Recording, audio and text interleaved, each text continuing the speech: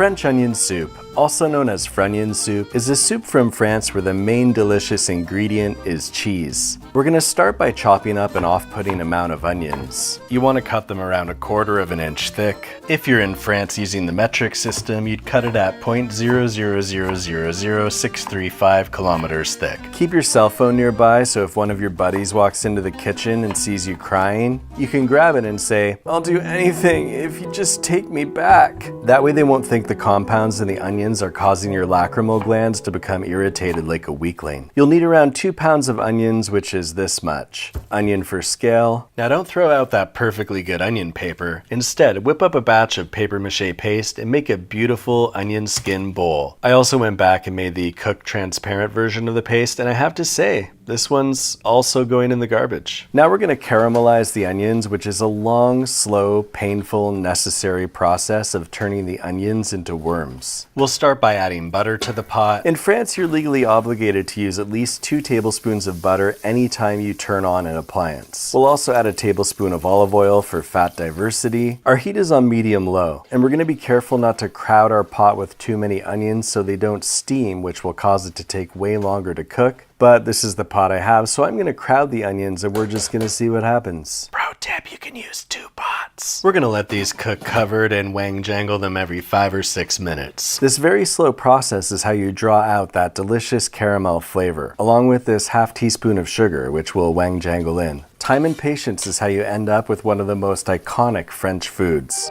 Et moi? Oh, you're iconic too, croissant. Et moi? Oh yeah, you're iconic too, baguette. Oh yeah, you're iconic too, croque monsieur.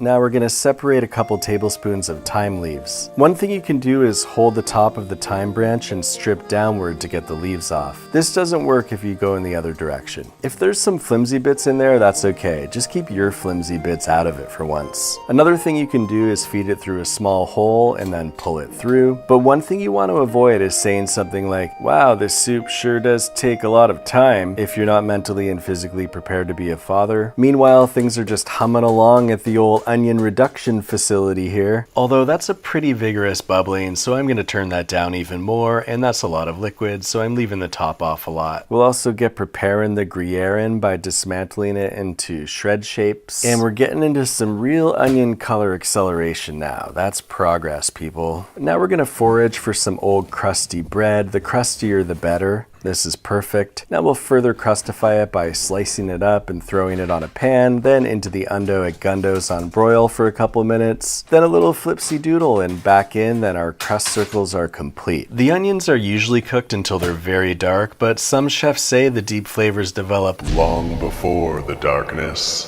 I say I'm hungry and these are turning into mush, so here comes the vermouth. You can also use sherry or wine or even some kinds of vinegar. This helps deglaze but also saves time since you're eating soup while having a drink simultaneously. While the original recipe calls for your onion chopping tiers as the broth, we're going to go ahead and use beef broth for this one and just pour that in. And now we'll add in that thyme and salt and pepper to taste. And now you just cook it until it tastes amazing. Maybe 40 minutes, maybe just taste it. To trace the origin of French onion soup, we must first look back to the days of the French raw onion sandwich. During the bread shortage of 1726, water was added to make the sandwich taste more full.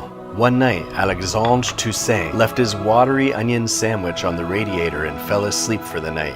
When he awoke, much to his astonishment, his wife let him know she was divorcing him for leaving his sandwiches all around the apartment. In that same century, French onion soup became popular in cafes around Paris. Now we'll spoon that soup into the special bowls with the built-in handle that are about to collect dust for years because you'll never make this again. Put in some floating crust discs, drown that with shredded Gruyere, then back into broil for a couple minutes until that cheese is boiling. And there we have our delicious French onion soup. I crowded the pot, the onions fell apart, they didn't get dark enough. It still tastes incredible, for real. But I encourage any French chefs to let me know what I did wrong in the comments. And I equally encourage any non-chefs pretending to be chefs to also speak up so that it will dilute the blow and make it very hard to know what could have been done better, and then we'll all be able to live together in ignorance and harmony.